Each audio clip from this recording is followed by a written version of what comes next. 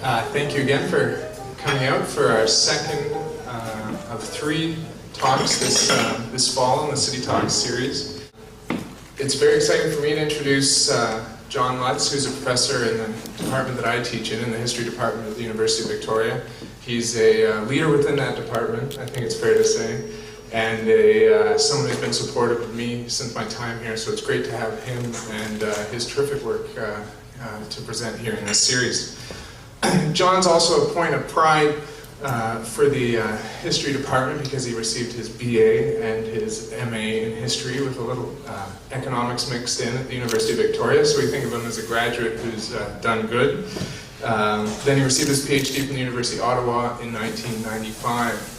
I think John's an exciting member of the series, not only because of what he'll talk about today, but also because he represents, I think, all of the things that we're trying to do here in the series. So I'll just briefly mention his excellence in scholarship, teaching, and also his outreach to wider communities. John is an accomplished scholar and award-winning scholar. He's the author or editor of 4 books and one especially notable book, I think, McCook, A New History of Aboriginal White Relations, which came out with the University of British Columbia Press in 2008. That book was awarded one of the highest prizes that a piece of scholarship can earn, published in Canada. The Canadian Federation for the Humanities and Social Sciences Harold Adams Innes Prize, and the prize committee suggested that the book challenges the way in which we would think about colonial relations, native newcomer relations in Canada. And indeed the book does. It's a powerful book, a very interesting book, and one that I think would be of interest to the audience members here. His teaching is also exemplary. We have students here, and this is part of a teaching enterprise. John's teaching, in particular this remarkable course that he runs for graduate students in conjunction with the University of Saskatchewan and the Stolo Nation.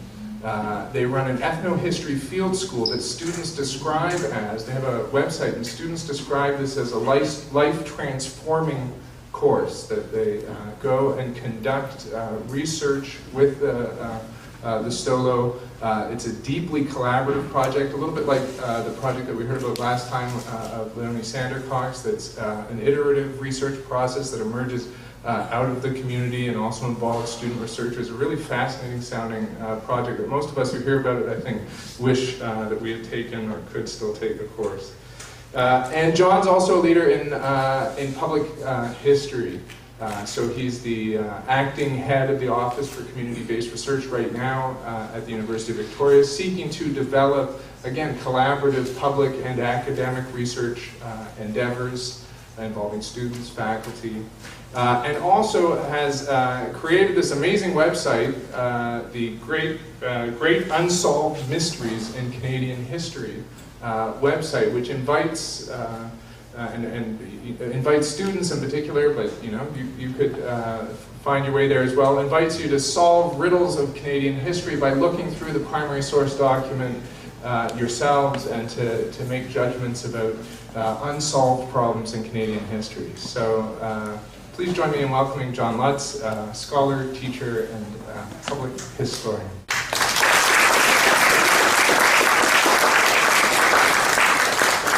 Jordan, can you hear me? Can you hear me back there? There's lots of seats up front, so don't wander right in here and filter up and fill all those seats up. Yeah, please do that.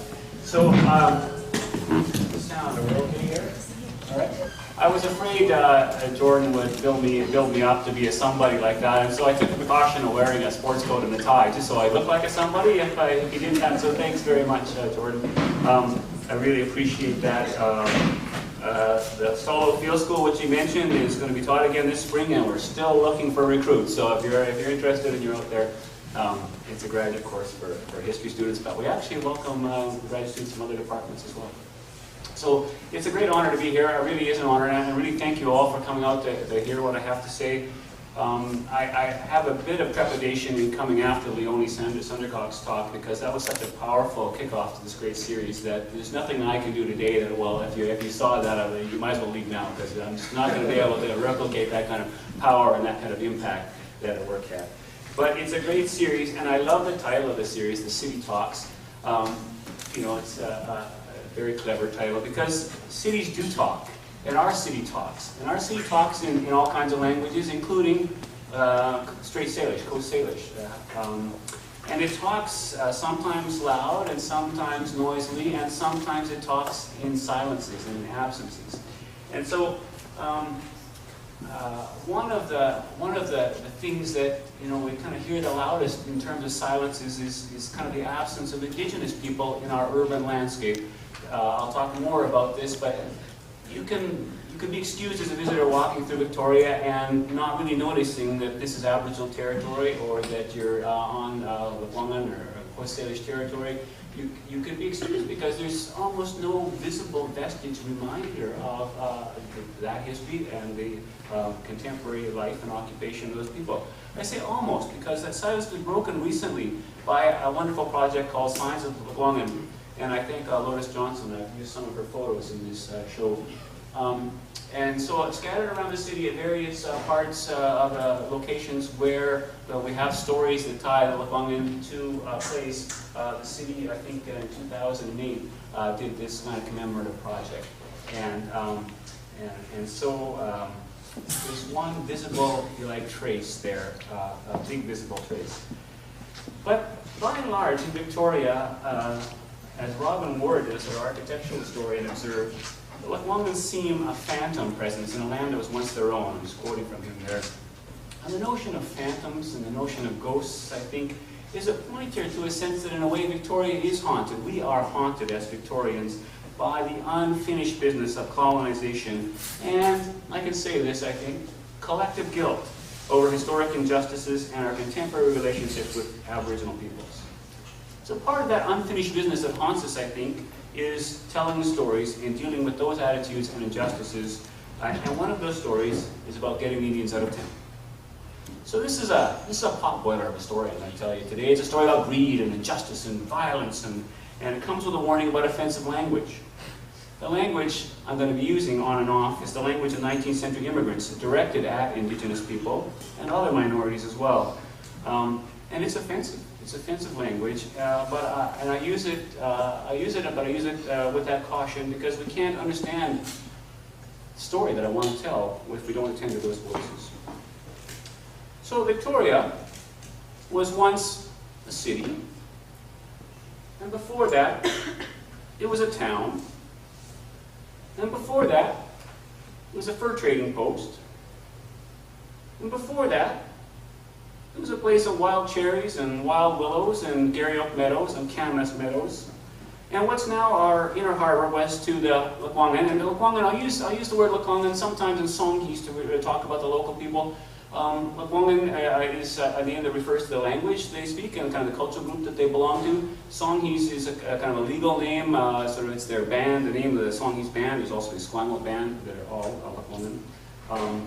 So the inner harbor, where we are now, I guess, downtown, was to the Lekwungen before Europeans arrived, a refuge, a harbor full of food, which they came to harvest, but also a place where they came to bless their babies, and a place where their youth came to purify themselves. They would dive into the harbor at certain points here for purification. And it's a place where they came to bury their dead. It was, and maybe is, a sacred place. This is a view of Laurel Point, where the Laurel Point is right now in 1854, and Laurel Point, but also many of the islands around town, Halkett Island, used to be called Dead Man's Island, and other points of prominence around the harbor were once the sites of burials and mortuary poles, and of course those bodies may still be there, those spirits are still there. So Europeans arrived, poked around here in the 1790s. The Spanish kind of poked around, and Captain Vancouver kind of sailed up the straits in 1792. But it wasn't really until James Douglas arrived in 1843 to choose a spot for what he wanted to establish as a fur trading post. But he chose a spot between palazzas across the harbor, where Aboriginal people hung the cradles of their children to sort of guarantee or encourage long life. Between Meekan, up on Beacon Hill Park, warmed by the sun, where Aboriginal people went to harvest camas and probably to hang out and enjoy the sun. And he built this post in amongst all of these mortuary sites all around him, where the markers of the people who lived here, their grave markers, their territorial markers. That was 1843. But 3 years later, Paul Kane comes to town. Now, Paul Kane, one of Canada's most famous artists, I would say, certainly one of the most famous artists of the 19th century, visited Victoria in 1846, and he painted like crazy. And it's actually interesting how little Victorians know about this visual heritage. I bet you he painted somewhere between 30 and 40 paintings of Victoria. And you'll recognize probably some of them because a few of them get reproduced, but mostly we don't know them in Victoria. And when I realized I was speaking in an art gallery, I thought, geez, time to have a show of Paul Kane and some of how he captured. Remember, this is pre-photographic days, and so he is capturing kind of the most accurate images that he can of Victoria at this time. And he captures one of the local chiefs who, at the time, Chialfak was one of the names, if I render it properly, but later he becomes known as King Freezy. And he captures the Songhees village, London village, and he captures daily life. Here, he's an amalgam of different North Coast masks that he collects here in Victoria, the inside of one of the big houses, probably across the harbour from where we are now, where the, I just want to say this, what's the name of that big luxury hotel that lives across the harbour now? Ocean Point. Ocean Point? Not the Royal Point, the Ocean Point Resort. And a game of McCollum, a gambling game which was very popular, still is popular at Indigenous gatherings around the Salish territory. Another view of the village as Paul Kane saw it, as you would see it probably standing from, just down here on Wharf Street, looking across the harbour. And a couple more images of everyday life. So we have an Aboriginal space, fully occupied by Aboriginal people. They're using it for economic purposes, they're using it for spiritual purposes, and actually, interestingly enough, they don't make a difference between economic and spiritual. It's all the same. And the newcomers arrive, and far from driving the Aquaman away, or far from the Aquaman driving the newcomers away, when James Douglas wants to build his fort right around where Bastion Square is now, he tells the Songhees, he calls them the Samos, and they say, well, can we help you build this fort? We'll go get the timber, you can build the fort. And they do that because they see an advantage to having this fur trade post in their territory. And we'll talk a little bit about why that might be. 1843, another decade later, 1858, gold is discovered on the mainland, and suddenly this fur trade post booms. It becomes a small town and grows into a city. And then by 1880s, the gold rush has kind of declined, but Victoria settles into kind of a center as a trading center, as a center for the canning industry, for the lumber industry, for the sealing industry. And it's not that Indigenous people disappeared from the city when Europeans arrived. Quite the contrary. When anthropologist or ethnographer Johan Jacobson comes to Victoria in 1881, he writes, he was surprised that the streets of the town swarmed with Indians of all kinds. So Indigenous people didn't disappear when Europeans arrived, but somehow since then we've managed to vanish them, or they have been vanished. And so what I want to do today, this evening, is solve the mystery of the vanishing Indians. And as I do that, I just want to point out that scholars don't work alone. We work in a collaborative world. I have these great colleagues who organized the series. Thank you for that. I work with colleagues like Patrick Dunay, whose work I'm drawing on. I also work with some great students and research associates, including Tyler Richards, who is here in the audience, who's helped with some of this work. And although we have all kinds of academic support, scholars like me need a family that understands their historical obsessions. And so I thank my family, my wife Cheryl and son Sylvan, who are here today too, for supporting this obsession. So clearly the urban space I'm talking about was a racial space. And this paper looks at how colonialism, this paper is taught, how colonialism in British Columbia affected Indigenous people, and particularly Indigenous space in urbanizing Victoria. So I want to talk about the changing racial complexion of Victoria and what these changes reveal about colonialism here, where we live. It also reveals, I think, how urban space is not a neutral space, but how space can be thought of as having racial qualities, how space can be, if you like, racialized. Racial qualities get attributed to space and they change over time. So I want to talk about two forms, if you like, of getting the Indians out of town. I use that in quotes. The first was directed at the local indigenous people, the Kwangin and the Squamish Indian bands, whose village sites were essentially in the heart of what becomes Victoria. So part of the story I'm going to tell is making the reserve go away. The second set of efforts to get indigenous people out of town concentrated on the visiting indigenous people.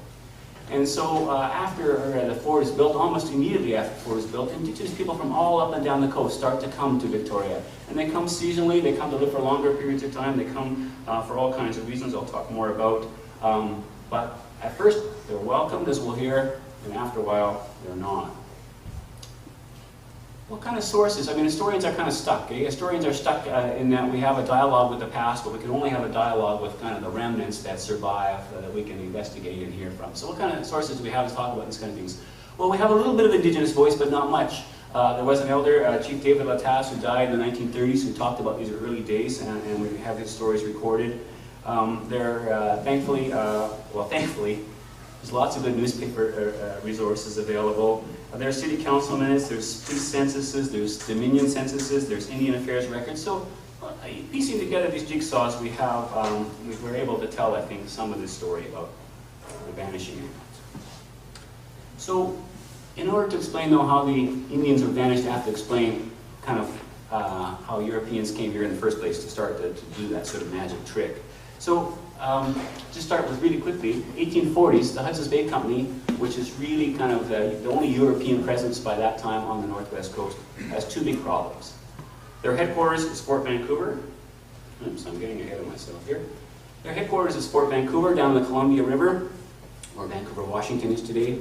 And they have two big problems. One is, in order to get to their headquarters, to get supplies there, they had to cross the Columbia Bar at the mouth of the Columbia River. And this is, even today, notoriously treacherous, but in those days, ships foundered all the time. And within the space of about 8 or 9 years, 3 of their annual supply ships wrecked on the bar. And when you lose your once-a-year annual supply ship, you're toast. And so that was a big problem. The second problem they had was Americans had discovered the kind of climate of Oregon, the land of Oregon, the fertility of Oregon, and American settlers were flowing in. So the Hudson's Bay Company decided to look for a more northerly, more secure place where they could have their headquarters. And they surveyed the coast, and they chose Victoria for one main reason, really. And this was these open prairies. When James Douglas and his colleagues came to Victoria, they described the territory, the land, as a prairie, basically, punctuated with these lovely little oak trees. And you know how the British love oak, emblem of oak, emblem of empire. And so they thought, prairies, agriculture, we can have farms here. There were other places that had better harbors. Esquimalt a good harbor, Sook's a great harbor, but those didn't have these kind of prairies. So James Douglas, he described the territory when he first arrived as a perfect Eden. Instead of what he found all over the northwest coast, which he described elsewhere as a Hyperborean wilderness, here this was this lovely kind of, looked like an English estate, he said. And so when he arrived, he did one wonderful thing for us. He mapped what he saw, and that's a map of Victoria as seen by Douglas in 1843. It does look, for those elder people, or people my age or over in the audience, I know it looks a bit like Robert Boulet, but it really is a map of Victoria. And this is where he wanted to put his fort, down here. And the light green areas, or the light areas here, this is all open prairie when you describe this prairie, and these are forested little patches. You can sort of see, I think, Moss Rock here and Oak Bay. It's Cadbrook Bay. It's, obviously not the finest piece of cartography, but still, it's a wonderful image of what the Lekwungen world looked like and what the Hudson's Bay Company world looked like in 1843. And you see the native people on this map? They're almost vanished already, but in fact there are two spots here, a little tiny dot here, which is Cadbrook Bay, and in this Esquimalt Harbor, I think I have a close-up of what the map shows here. So we know now, although Douglas didn't know then, that this prairie wasn't a natural landscape, that in fact this was an agricultural landscape, that in fact every few years probably the Lekwungen had agricultural practices of starting fires and burning off the landscape, burning off the firs and the oaks, in order to keep the underbrush open and allow one of their staple crops, the camas flower and thereafter the bulb, to grow. And so Douglas, if you like, stumbled on a well-managed agricultural landscape, which he thought as a natural prairie. And it was because of the Aboriginal manipulation of the landscape, if you like, for their economic purposes, that it looked so enticing to Douglas and the Europeans. So Douglas established a post in the Inner Harbor, and here's just a kind of a modern redrawing of that map to show kind of a little bit what it looks like with today's outlines, all the open prairie. But what we have, as I said, is an agricultural landscape maintained in part by burning. So shortly after Douglas arrives, interesting enough, the Lekwungen bring in their villages, move to be close to the fort. They move from Cadborough Bay, and for a time, at least from Esquimalt, and establish a village right around the fort, right where we are now, I imagine. And after a little while, a couple of incidents happen, some fires happen in the village, and that threatens this fort, which is made out of cedar, which of course is the best kindling in the world. And so they encourage the indigenous people, encourage them with gifts and persuasion to move across the harbor to create a bit of a space, a moat, if you like, between the fort and the Hudson's Bay Company. And then in all the rest of the story I'm going to tell, kind of one of the key moments happens just around this time, 1850, because even though indigenous people are in the process in 1850 of actually moving into the Inner Harbor, the Europeans make a move which makes it possible for later to move them out. And that move, of course, is treaties. So in 1849, this territory becomes an official colony of Great Britain. The Hudson's Bay Company becomes the agent of the Crown to colonize, and Douglas is given some authority to make some treaties with the local First Nations. And so in 1850, he moves to formalize his relationship with the Lekwungen, and he says, "Whose land we occupy," I'm quoting from Douglas there, "by a treaty." And so Douglas, now I wonder if I can assume the voice of the Scottish fur traders here as I quote James Douglas. I won't even try. So summoned to a conference, this is Douglas, summoned to a conference the chiefs and influential men of the Songhees tribe. After considerable, I summoned to a conference the chiefs.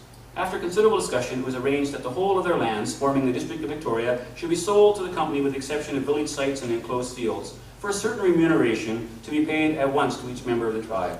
I was in favor of a series of payments, to be paid annually, but the proposal was so generally disliked that I yielded to their wishes at once and paid the sum. So according to Douglas, the Lekwungen exchanged their land, except for their village sites and enclosed fields, for a sum of 3 blankets for each male head of family, and additional blankets to the chiefs, or a total price of 371 blankets plus a cap. And within a few weeks, he wrote to Hudson's Bay Company. He said to his bosses, he said, "I informed the natives that they would not be disturbed in the possession of their village sites and enclosed fields, which are of small extent, and that they were at liberty to hunt over unoccupied lands and to carry on their fisheries with the same freedom as when they were the sole occupants of the country." That phrase is going to come back, I think, we're all going to know that phrase, I think, before very long, because indigenous people are starting to say, we don't have the right to fish as if we were the only occupants of the territory, and you promised that in our treaties. And so just watch for that phrase to come back into our discourse. Well, there is one Lekwungen, actually, David Latasse was born Lekwungen, and he moved to Saanich, so there's a one Lekwungen view of this event. He talks about Douglas assembling people up in Beacon Hill Park, and he quotes, so I'm quoting now from David Latasse as quoted in the newspaper, and I have to say, apparently he spoke in a mixture of Chinook jargon and in Saanich language, so the words may not be exactly David Latasse's, but he stressed the desire of the white men to be friends with the tribes. This is Douglas stressed the desire. Douglas assured the chiefs that trade in furs with the peaceful use of enough land to grow food were the only reasons for establishment of the settlement. His statement was welcomed by the peace-loving tribes whose view of the settlement, had it been voiced at all, would have been that there was lots of land and no harm could come from letting the whites use some of it. We all understood that similar gifts would be made each year, what is called rent. So there's a bit of a dispute between Douglas and Latasse about whether they wanted annual payments or not. In any case, treaties were signed around the territory, and out of those treaties came a few areas of land, the village sites that were reserved for Native people. One was just across the harbor, where the Ocean Point Resort is now. One was right where the legislative buildings are now. What used to be Dead Man's Island, Halkett Island in the Inner Harbor, Discovery Island, or Chatham Island were reserved for exclusive use because they were village or occupation sites. Well, just the first step of getting the Indians out of town happens almost right away because very quickly James Douglas establishes a home actually beside James Bay. And you'll see here on this little map, it's actually hard for you to see, easier for me to see, but the white lines are the contemporary Victoria with Harbour here, the pier here, we've got the James Bay, the causeway here, the Empress Hotel is here. And this piece of land appears on a map of 1855 as Indian Reserve. But over the next 3 years, the Indian vanishes from the map, and it just becomes reserve, and then government reserve. And then in 1859, it becomes the legislative buildings. And then in 1896, these legislative buildings. And so a very clear and now well-documented example of a reserve just kind of vanishing out of the heart of the city and being turned over back to the Crown. And the Songhees and Esquimalt bands launched a successful court case a few years ago to get compensation for that particular sleight of hand. They're, I think, engaged right now in a claim for compensation over the village site in Cadborough Bay, which was almost certainly occupied in 1850 when the treaties were signed, but of course it wasn't reserved for them. So David Latasse was in his mid-20s when the Fraser River Gold Rush hit, and he noted at the time of the gold rush, he said, all the Songhees removed to the Inner Harbor Reserve to share in the wealth to be earned by transporting the miners and the supplies to the Fraser River. The Indians were profiting largely. There were many potlatch parties. So, far from kind of fleeing, the urban area, in fact, the indigenous people kind of flooded into the Songhees Reserve in order to participate in this new economy. And as the city grew, of course, and started to surround the reserve across the harbor, it became more and more valuable. And almost within a year, by 1859, the citizens of Victoria are saying, well, we want that land. Why are the Native people occupying that land? Why are they're not using it properly, it's a disgrace. They're saying they want the Native people removed from the court. Well, Governor Douglas declined the request on the basis that, as he said, we were bound by the faith of a solemn agreement, an engagement to keep the reserve. But the agitation keeps coming. Move those people. So in 1859, there's a proposal to move the Songhees to San Juan Island. At that time, Great Britain and the United States were still disputing ownership over San Juan Island. In 1862, Victoria becomes a city, and actually we're coming up to the 150th anniversary of that in 2 years. The city, of course, was really exercised that there was this kind of native community right in the middle of their growing kind of stellar urban community, named after the Empress of India, Queen of Canada, Queen of England. So in 1863, the British colonist newspaper reflects, a few years ago, the site of the Hudson's Bay Company fort with its handful of whites would have been enough to account for the very prominent part filled by the Indians in this neighborhood. The fort has disappeared. A city of the white race occupies its place. The refinements of civilization have been introduced. Yet King Freezy and his fishy, clam-eating subjects are still located upon what ought to be the best part of the site of the city. Well, it's a small matter of treaty, a small matter of this legal agreement between the state and the indigenous people that kind of interfere with the city's plans. And then, of course, 1871, British Columbia joins Canada and the federal government takes responsibility. But before that, all kinds of agitation to move indigenous people out. The governor that replaced Arthur Kennedy, replaced James Douglas, his name was Arthur Kennedy, he proposed to move Indians to Discovery Island, compensating them for the removal in 1864. And Kennedy ordered a survey of Discovery Island as a reserve, and he even went over himself to look at the most suitable site for a settlement. But the Lekwungen didn't agree to move. So the next year, the governor asked for some advice on how to open up the reserve for settlement, and he was told that would be advantageous but impolitic. So a new tack was taken in 1868 when smallpox broke out in the Songhees Reserve, and here we have a health threat in our midst. And so the governor then, Frederick Seymour, decided that maybe he could use health as an excuse to remove the Native people. That didn't work, and he died before he could take any action. So in 1869, the city introduced a bylaw to remove all Indians from town who weren't employed by white employers. So here's our Mayor James Trimble in 1869. It shall be lawful for the Board of Health of the City of Victoria to prevent and remove any or all Indians not being actually in the service of any person residing in or about the said city. So if Native people weren't actually employed in the city was asking for a bylaw that could be removed. But it speaks volumes that in fact lots of Native people were employed in the city and were necessary for the economy of the city. And so in fact this bylaw is a dead letter, doesn't really have any effect. Meanwhile, across the water, the British Columbia newspaper, based in New Westminster, is invoking one of the kind of rules of international law promulgated by an 18th century philosopher, Emmerich de Vattel, to justify the native removal. And they're quoting Vattel. They say in the paper, according to the strict rule of international law, territory occupied by a barbarous or wholly uncivilized people may be rightly appropriated by a civilized or Christian nation.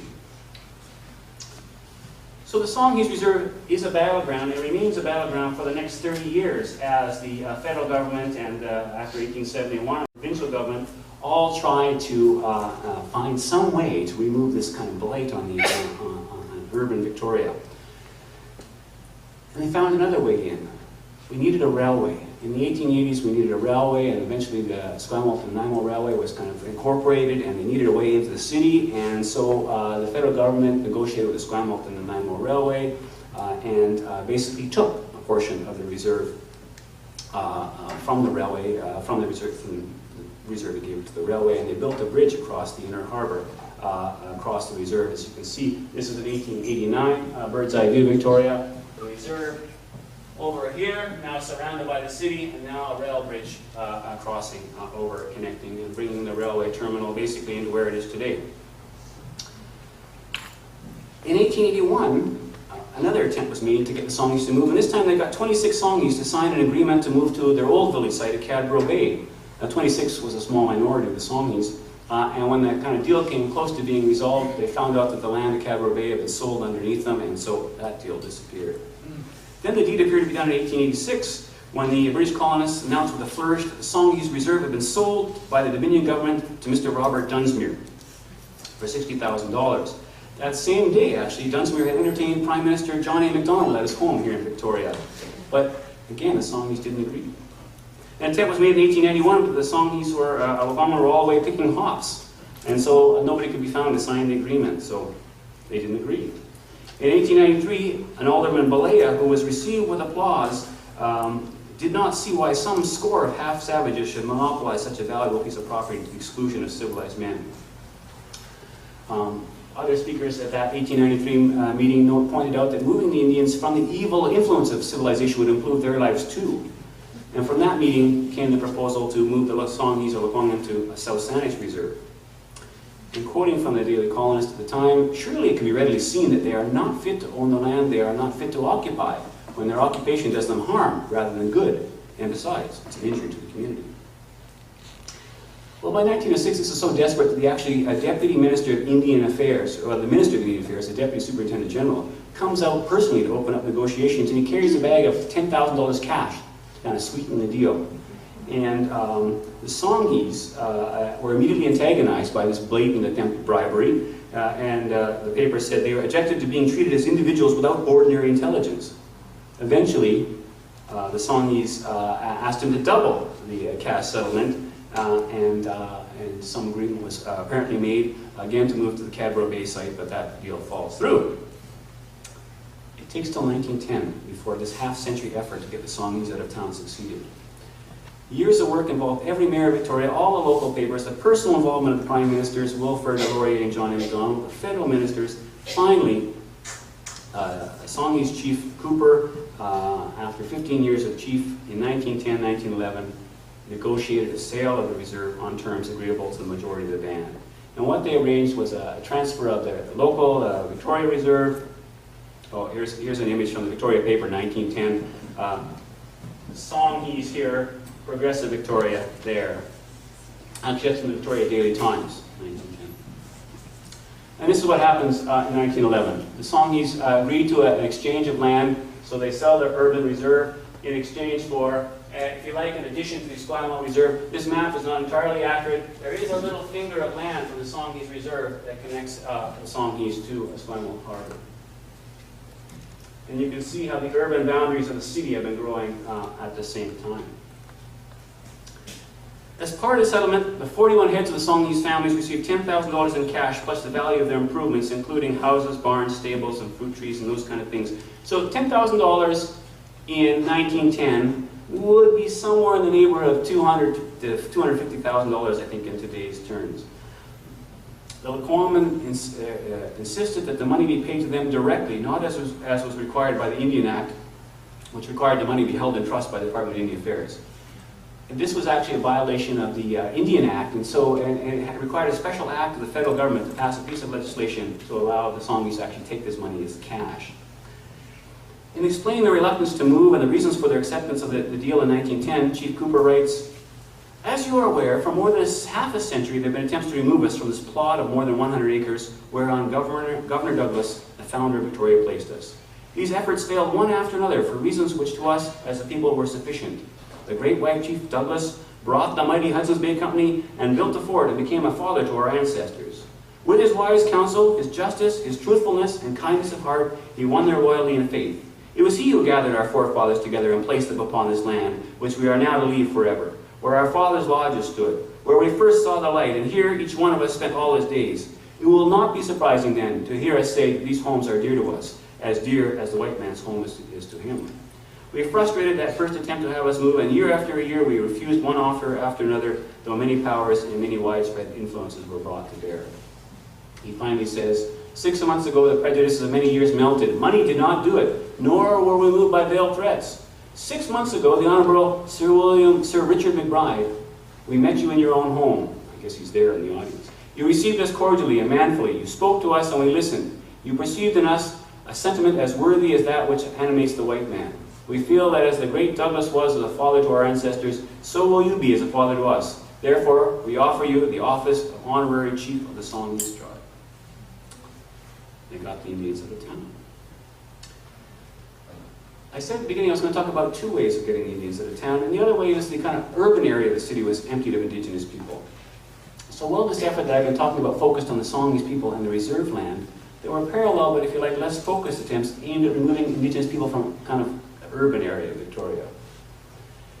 When Douglas signed the treaty with the Songhees of Wongan in 1850 and distributed all those blankets, what did the Wongan do with that, kind of those blankets? Well, they used that newfound wealth to host the largest potlatch probably that had ever been seen on the southern coast of British Columbia, and they gave those blankets away as an affirmation of their wealth and an affirmation of their ownership of this territory.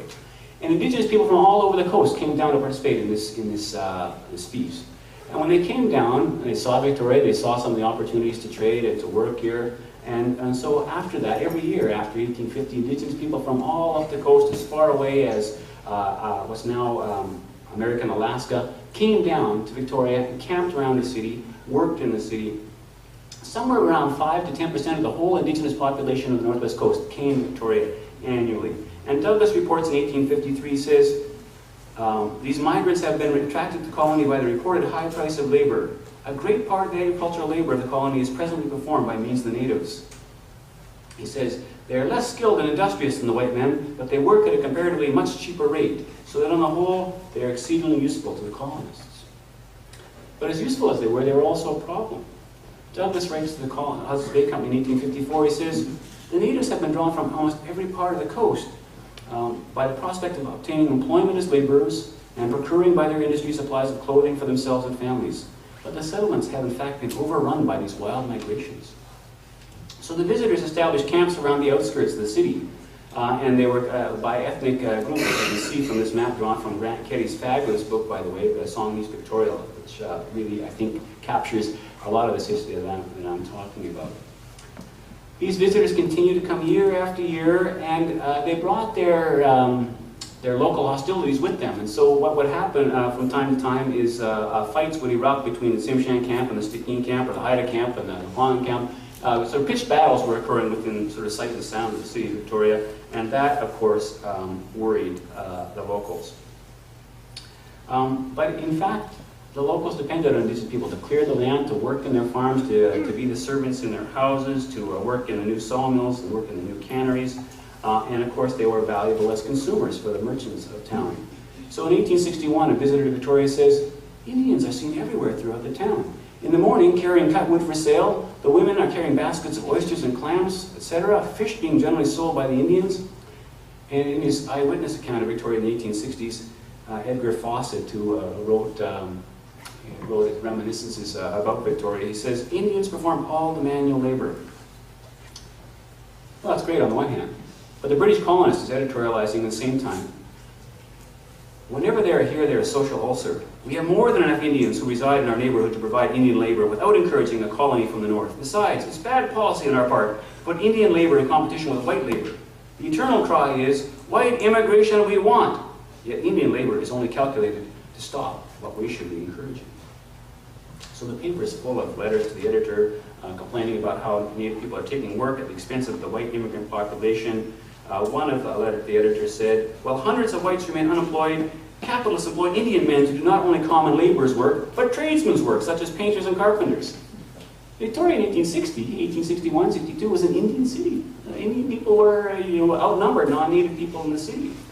And that happens until 1862 when a cataclysmic event happens. Smallpox comes off a ship from San Francisco and spreads into the Aboriginal community. And it spreads like wildfire. Dr. Helmken, after whom there are many things named around the city, inoculates a lot of the Songhees people, a lot of the Wangan and the Esquimalt people, and they remove to Discovery Island as sort of as a way of isolating themselves from this disease. But they report, and I don't know how accurate this is, but they report that in fact the Indigenous people do not want to be vaccinated. They're afraid of vaccination. They're afraid of the kind of white man's medicine, if you like. And so the city responds by panicking and driving the Indians out of town.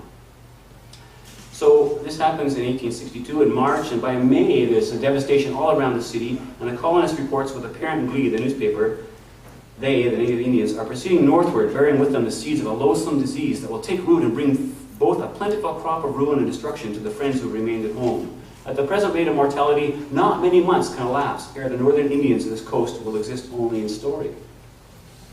And the prediction is almost true.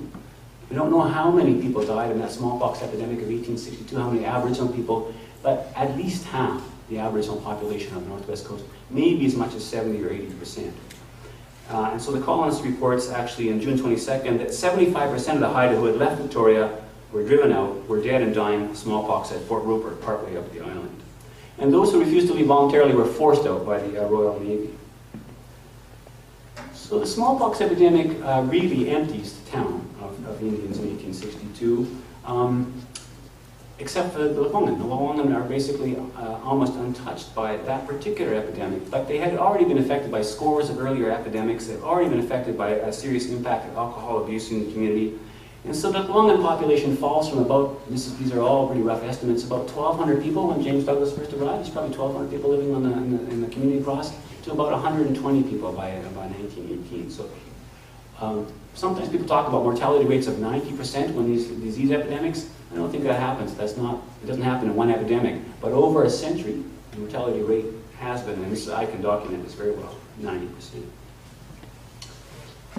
Still, Indigenous people are drawn to Victoria. They come to work. They come to work in the sawmills. They also come as wives of settlers. The early migrants, European migrants to British Columbia, to Victoria, were overwhelmingly male. And when they looked for marital partners, they looked, amongst the white community and didn't find many. And then they looked into the Indigenous community, and many formed relationships with Aboriginal women. And this, of course, was seen as problematic as well as kind of a threat to the civilization of this kind of new society.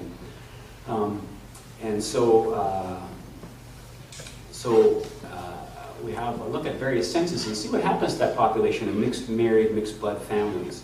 And Sylvia Van Kirk actually has done a lot of work on the history of the mixed blood families in Victoria, and she has documented this by looking at a couple of individual families. I'm going to tell the same story by kind of looking at a larger picture of all of the Indigenous families that we can tell by looking at the censuses that are done over Victoria in the period. So in 1871, the police did a census. They wanted to know how many people are living in the city, what kind of people are living in the city. And they did a census, and they found that among the 2,000 to 3,000 people who were living in Victoria, there were only 62 Indigenous men and 160 Indigenous women living within Victoria. Most of these, there are a lot more women than men because the women are living, in many cases, with non-Aboriginal men. 40 to 61 households were mixed-race households, at least one white man and one Indigenous woman living in the households. And interestingly enough, of these urban Aboriginal families, a third came from Fort Rupert on northern Vancouver Island, a third came from Haida Gwaii, and the remainder from 11 other communities, including 4 from the Laconia. That's 1871.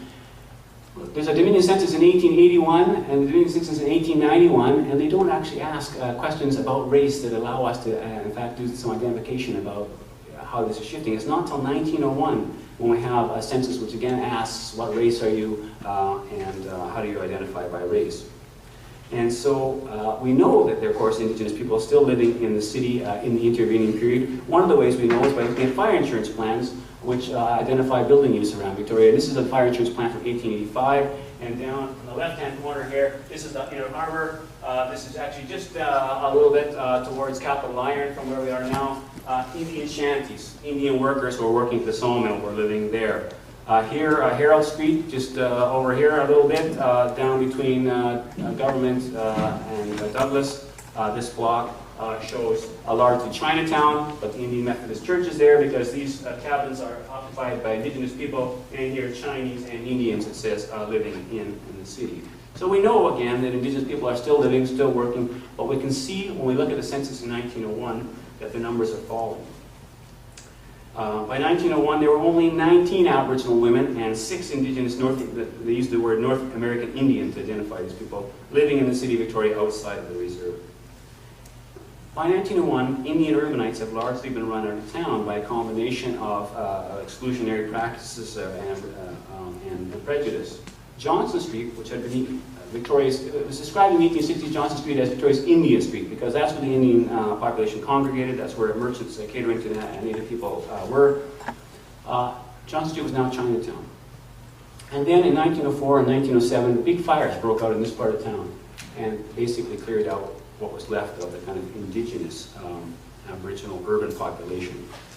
The arguments against the Indigenous householders were largely the same and indistinguishable from the arguments against having the Songhees reserve nearby. The settler rhetoric was about dirt, contagion, immorality, and contamination, and it points to lack of civilization at first, and then shifts to a paternalistic tone as the century wears on. White civilization has corrupted these poor Indians, and it will be better for them to be located at a distance from civilization. The reality, of course, was that the vast majority of these Indigenous people who were living in urban Victoria were wage earners, were Christians, were as cleanly, in some cases more cleanly, and at least as well educated or as many of their white opponents.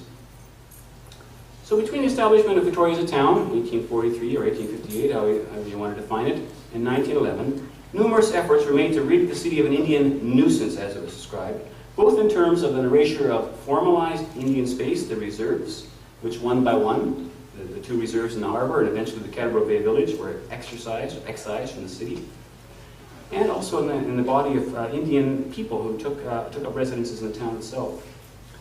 This wasn't accidental. This was a self-conscious effort to make Victoria a white Anglo city where, as the colonists said, bone of our bone would constitute the middle class as well as the laborers.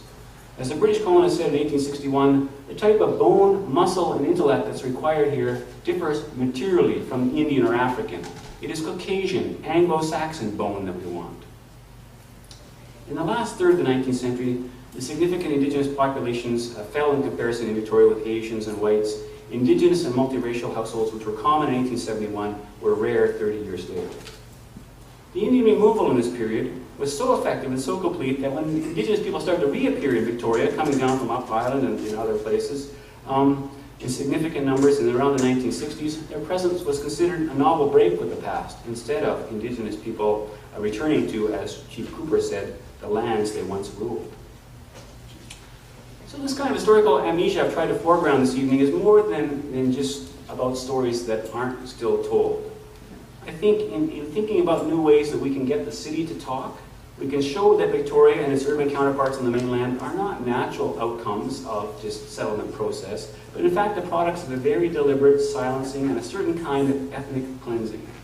If we listen, we can learn that before the removals, Native people were a large part of the workforce in Victoria. Our economy depended on them. And they used their wages not to be more like us, but they used their wages to expand their own economy and their own life ways and their own lifestyles.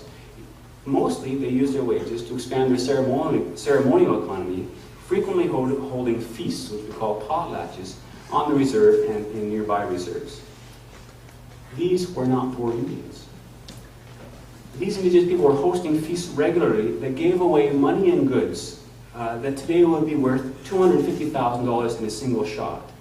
Wealth that only at that time very few whites in the city could have accumulated themselves. These were not poor Indians. This affluence, though not used in the conventions of settlers, was used and acquired by them in our economy. And I think it puts an entirely new light on the questions of native work and native and urban Aboriginal poverty today. A couple of slides. Potlatch 1895, where across where the Ocean Point resort is, Songhees Potlatch, people throwing blankets, gifts from one of the big houses platforms to the crowd as part of just a general scramble and giveaway. This particular potlatch, I think, is well recorded. The somewhere in the neighborhood of $12,000 to $15,000 worth of goods in 1895 was given away, and that is somewhere in $200,000 to $300,000 worth of value today. A potlatch from around the same time period in Alert Bay, showing kind of the store of goods that have been accumulated before the giveaway, and you see bags and bags and bags and bags of flour, boxes of biscuits, and you can't see them so well, but there are things like sewing machines and other items scattered around here that are going to be the products of hard work, season's hard work, saved up to be distributed as affirmations of status and wealth within these communities.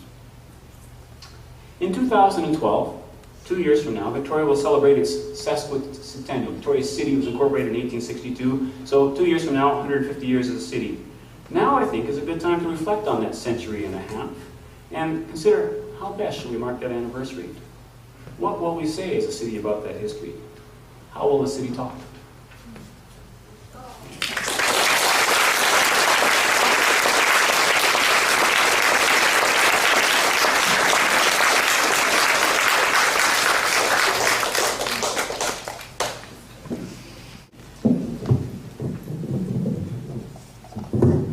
Okay, thank you. Thank you, John. I'm going to hand this over to Professor Lutz, but I'll just point to people and moderate our discussion so you can respond. Okay. So are there questions? Maybe there are no questions. Comments?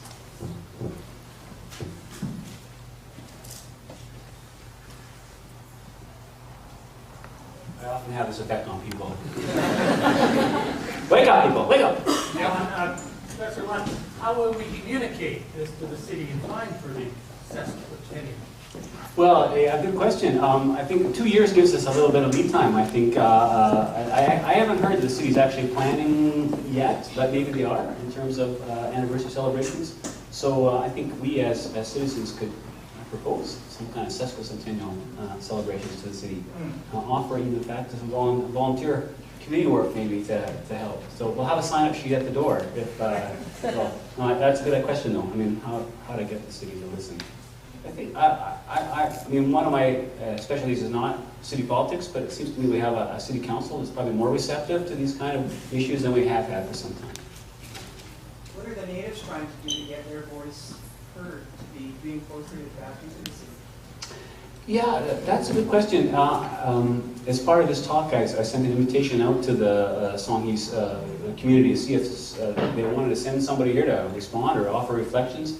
You know, I think what's happening there is a small population overwhelmed with a huge set of demands. And maybe there's, I don't know, somebody here from the community who maybe might want to respond or say something. I didn't get an official response from anybody, but so, you know, so far I think you see active participation in all kinds of new avenues, including the Victoria Harbour Authority, and local Indigenous people are core to that.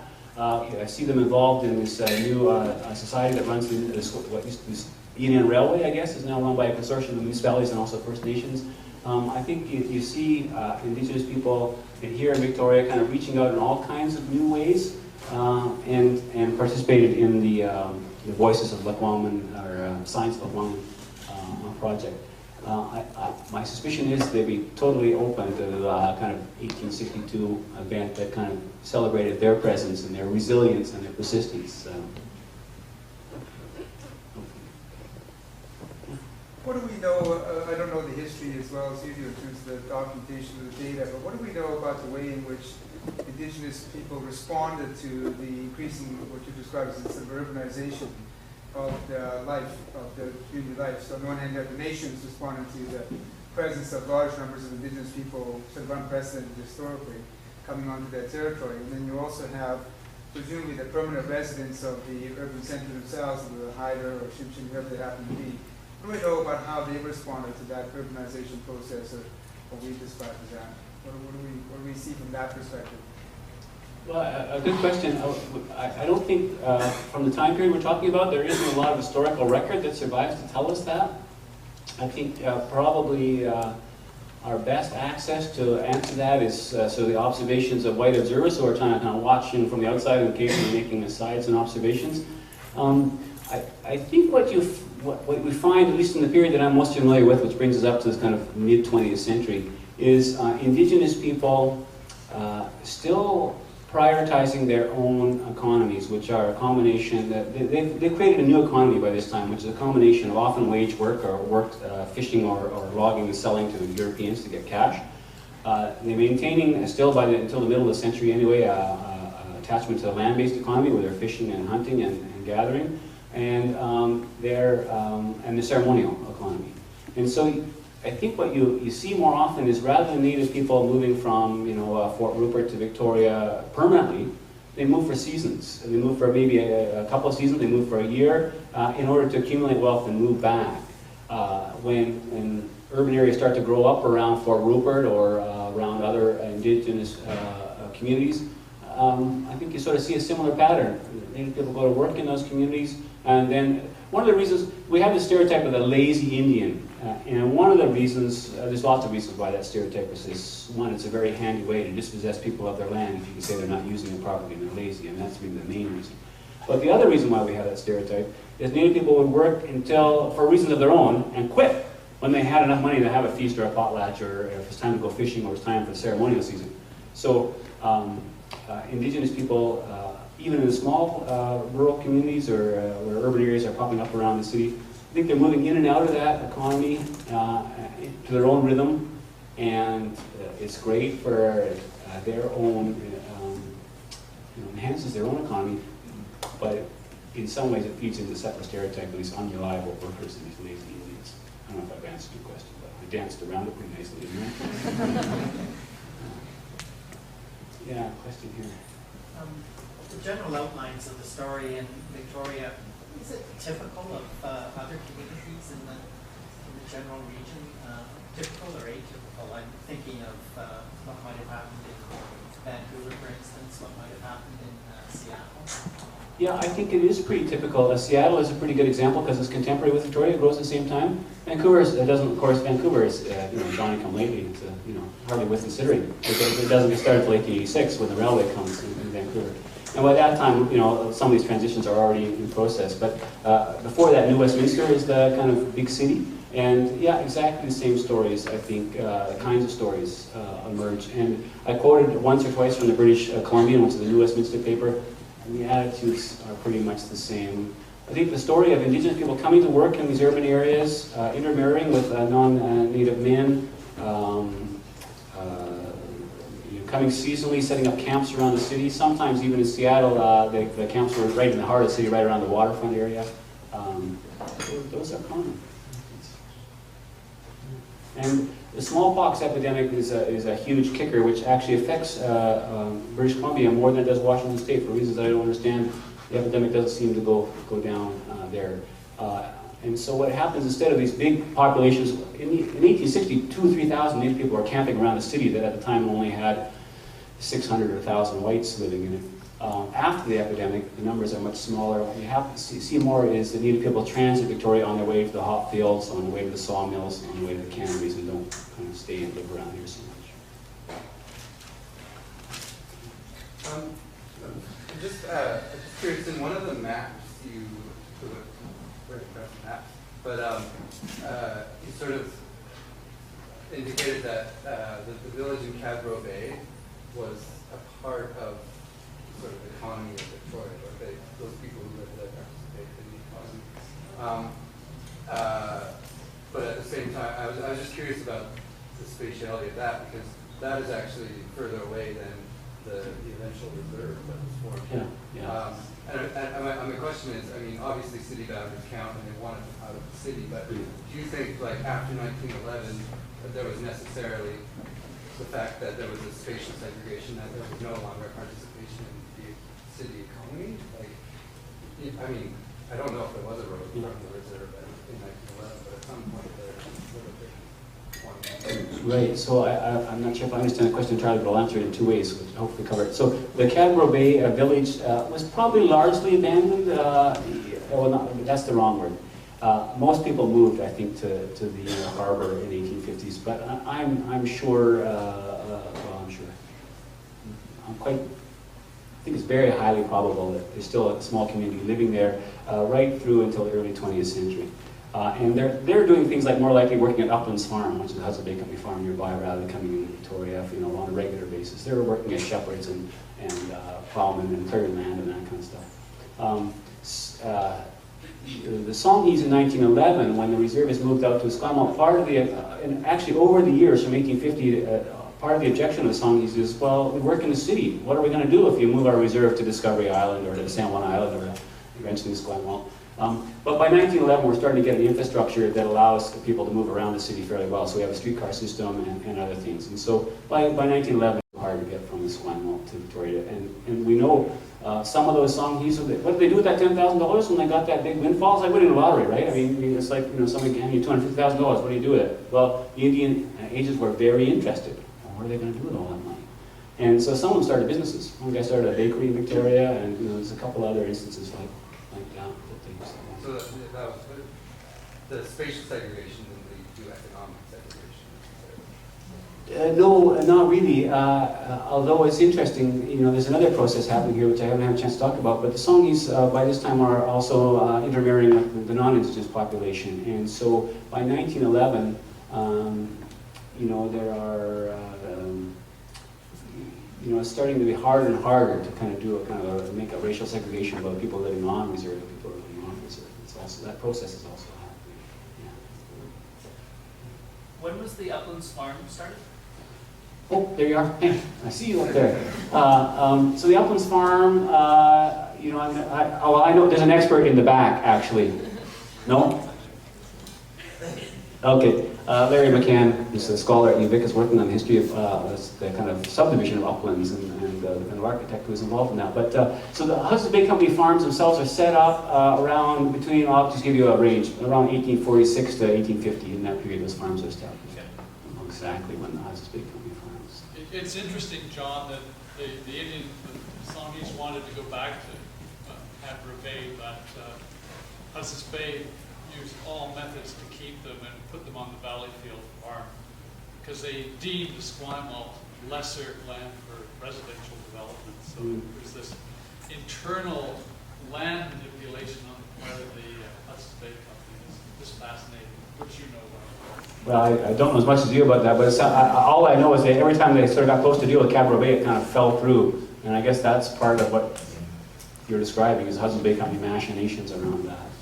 And working with Ottawa to just turning aside any pleas that come from Indian agents speaking on behalf of the Songhees, turned down those requests in Ottawa. It's a fascinating story that's in the Hudson's Bay archives. Thank you.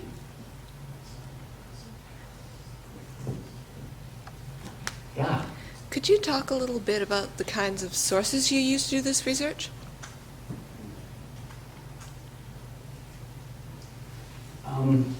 So I've told you a little bit, research I've drawn a little bit from a much larger project, and that larger project is, we call it Turning Space Inside Out, Race and Space in Victoria. And what we're doing with that project, and this is me and my colleague Patrick Demay and a geographer, Jason Gilliland at the University of Western Ontario, we're actually looking at the census for Victoria, 1881, 91, 01, 1911, and we're mapping everybody to their house. We're mapping everybody to their address.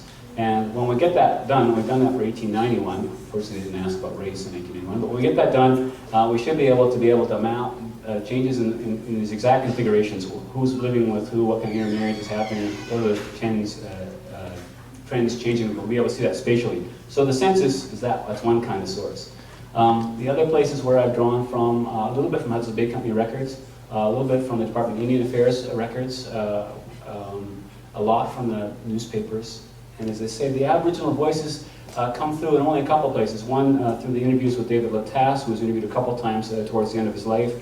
Also, Chief Cooper, I quoted at length from him, and that was in a newspaper report of all the speeches around the transfer of the lands. But also his voices and other Songhees voices are often captured in their letters to the Department of Indian Affairs or in notes from the Department of Affairs that says that, you know, the Indians said no, you know, because of this or that. So it's hard. The Indigenous side of the story is really hard to get at.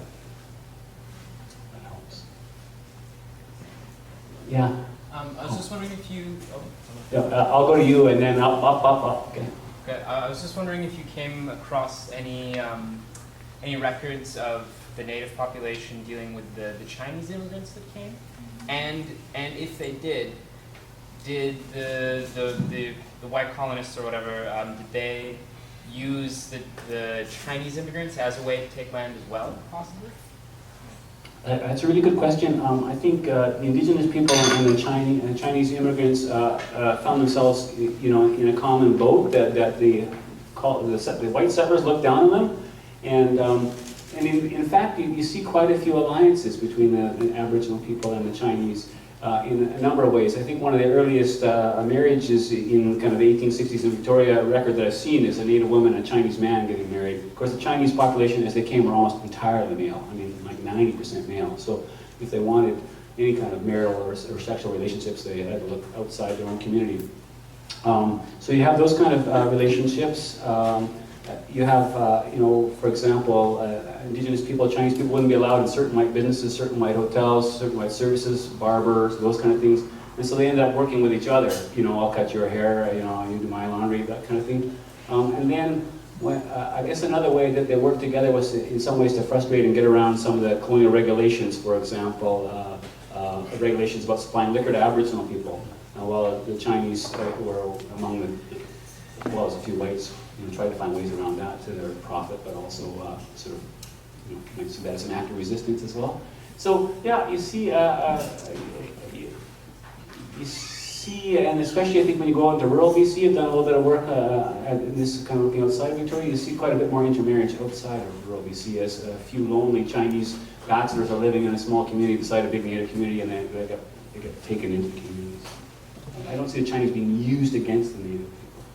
Interesting, the wages rates, so usually the whites who got paid, you know, $2.50, the Native people got paid $2, and the Chinese got paid $1.50. It was kind of a hierarchy for the same kind of work, that the Chinese were lower in that hierarchy than the Native people. There was a question up high there. Yeah. You were talking about the census as hiring that source that you use. Do you know what the latest census says about the number of Aboriginal people that were today? Well, yeah, that's a good question too. I mean, censuses are fascinating documents, and one of the things that's fascinating about them is the definition of race or Indian or whatever changes almost every census. And so starting about, I don't know, the 1991 census, maybe, it was self-definition. It was, you know, they took away other kind of measures, and you decided, you know, whether you wanted to be called Aboriginal or not. And so we saw kind of a huge spike in people wanting to be known as Indigenous. So in Victoria today, I think maybe some people here actually have this figure more at their fingertips, but I'm thinking about somewhere between 10 and 15% of the Victoria population self-identifies as Indigenous. But I don't know, so maybe somebody else in the audience who kind of knows that number more. Yeah. I was just wondering, if there were so many marriages between the white men and the Aboriginal women, what happened to their kids? Like, did they assimilate or go between both communities, or just go back to their mother's community when their father died? Yeah, another really good question. Sylvia Van Kirk, who was a professor at the University of Toronto for a lot of years, but has retired in Victoria, is kind of one of the experts, I would say, on this kind of intermarriages. And I don't think Sylvia's here today. If she was, I'd turn this over to her. But she's looked at about 5 of the most prominent Victoria families, including, well, the Douglas family, James Douglas, but also the Todd family and McNeil family. We've got McNeil Bay, and some of the, these are the kind of Hudson's Bay Company elite from the 1840s and 1850s who married into Aboriginal communities, Aboriginal women. And they looked at what happened to their kids. And what happens to the women is that women tend to kind of marry up and into white society, and the young men kind of get excluded and kind of pushed to the margins of white society. So because I guess the shortage of women in the community and the fact that these men have prominent connections, their daughters were highly desirable marriage mates. And if you will look at it, you can actually see this in the census. There'll be somebody like Amelia Douglas, James Douglas's wife. In the early censuses, she's identified as a Scotch Indian half-breed, and then after that while, as the time goes on, she becomes Scottish. And kind of, the census kind of whitens her in a way. And the opposite thing seems to happen to the young men. They kind of, don't find a place in the settler society. They find racism excludes them. And yeah, I think that's sort of a common story with lots of exceptions. Another question. Hi. You may have kind of touched on this already, but I guess I'm kind of wondering your purpose for telling this story specifically, like from what? If there's more to it. Like, do you think that this narrative is really important in a broader scale, in a broader representational kind of? Is this going to change things? Is this going to? How do you see telling the story as being really important?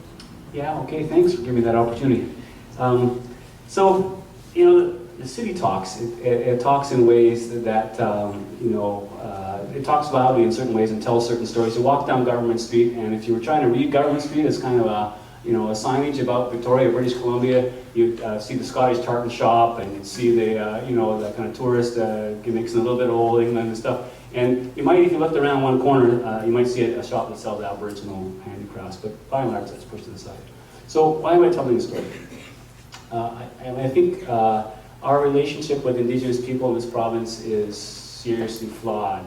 It's flawed because Europeans have come to this, European settlers and our descendants of settlers have come to this country looking for opportunity.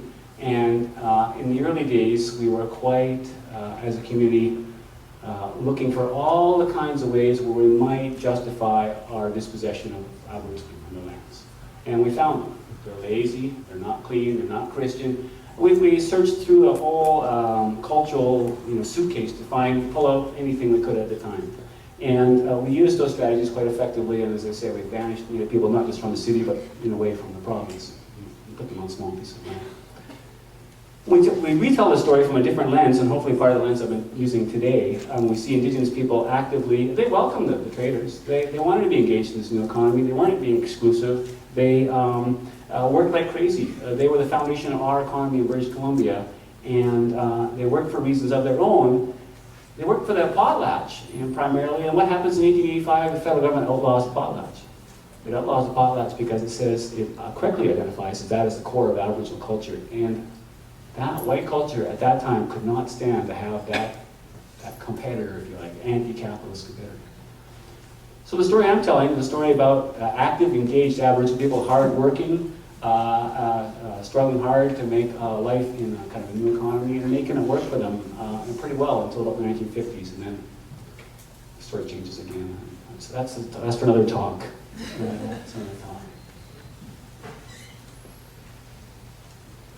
In the back there. Hi, I'm interested in the interplay between race and class, because I think that when we just say whites, we're forgetting class, because and also there were non-Aboriginal, non-white people in Victoria between 1880 and 1920. So I was interested in how you nuance your analysis with what was the classes within the Native community, and also with the maybe immigrant community who wasn't all white. It's important to remember that. And how did that play out? For example, somebody mentioned the Chinese community, because it's quite complex, because the British imperialism always needed racism, and they actually had racism against whites in Ireland and other parts of Europe. So it's a tool for imperialism, racism. But when we just say Native versus white, it I think kind of sometimes obscures the class analysis of what was actually going on and how British imperialism operated in Victoria. So what was happening between 1880 and 1920 between different races that were not Native Victoria, and how they interplayed with the different classes of the Native folks? Well, that's a really cool question. So just a few insights. Yeah, just a few insights. I'll give a tiny little insight. Well, of course you're right. In a way, I've described these worlds as caricatures in order to kind of get through it all. And I don't know how long it took to get through it all, but whatever it took. So yeah, you're absolutely right that there's Aboriginal culture is complex and stratified by class. European culture is complex and stratified by class. And you know, there's cross-racial class solidarity in a certain kind of way. I mean, the Chinese elite and entrepreneurs are working quite closely with the European entrepreneurs in Victoria. We see in the newspaper they're attending each other's funerals and kind of supporting each other. So there's all kinds of interesting things going on there. And of course, there are people in the Indigenous community then, as there were in the white community, who were quite happy to kind of sell out their community if it meant that they would get a personal reward. I mean, you know, there's no saints, you know, not everybody's a saint in any community. So, yeah, and then as I think maybe at the heart of your question is, you know, there's all kinds of level of exploitation and stratification going on within the immigrant community all by itself, and there are some Europeans who, for a variety of reasons, whether it's ethnic or religious, are being pushed to the margins and excluded from kind of the benefits of settler society as well. So you're absolutely right in saying it's a much more complicated picture than I have described. And I think maybe we'll make that the last question. Yeah, I was just wondering, relating to another question, I don't know if there's a lot of criticism of this research, which angles are being visited. So the question is, has there been criticism of this kind of research from kind of a kind of a settler perspective? Nobody sent me any flaming emails or anything lately. I mean, in part, I think what I'm telling is a story that we're all beginning to get. I mean, I think the story that I'm telling is a story that, you know, we're starting to wake up all over the province and all over and say, yeah, that's not a surprise to me when I think about it that way. So, you know, I'm sure there are people who would rather not hear this kind of interpretation, and quite frankly, you know, people in the settler community, I'm not sure that there aren't, you know, I'm sure there are people in the Indigenous community who would disagree with my interpretation and different perspectives I take. I guess what I really want to do is kind of open up a space for dialogue, so we can say, this is a story that should be told, this is a story that I'm telling, what other stories does it evoke for you, what kind of stories can we tell each other, and let's get them out in the open and not just kind of pretend that there wasn't this kind of removal of Native people or a big smallpox epidemic or, you know, a lot of violence done to Indigenous culture over this century that I'm talking about. So. Okay, just before I thank Professor Lutz and all of us do, I want to thank the audience again. Fantastic questions, interesting discussion. I also want to make a plug for our next talk, November 24th. It's not quite the third Thursday of November. It's the Wednesday right before the third Thursday. The gallery is having an event on the third Thursday, so we're on the Wednesday 24th. And we have a fellow coming up from the University of Washington, Michael Brown, who's going to talk on a different topic, but still on this theme of identity and politics in the Pacific Northwest, mapping gay and lesbian Seattle. So that'll take us in a different direction. But tonight we can thank Professor Lutz for an engaging talk and for